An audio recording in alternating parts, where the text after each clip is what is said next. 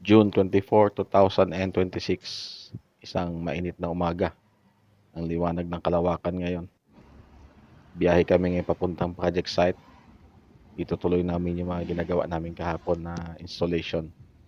So ngayon ang gagawin namin is door access system or DACS na sinasabi nila. Nagkakabit kami ngayon ng EM lock or magnet.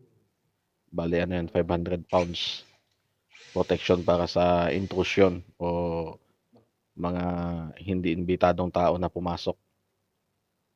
Yan, nag-i-install na kami. Ina-align pa kasi yan eh. Tapos yan, kakabit na rin kami ng power supply para sa EM lock. Tapos pauwi na sana kami. May nakapasok na ahas sa loob ng pinagtatrabahuan namin. Nilabas pa namin. Haba-habang ahas yan eh. Delikado. So pagkatapos nyan,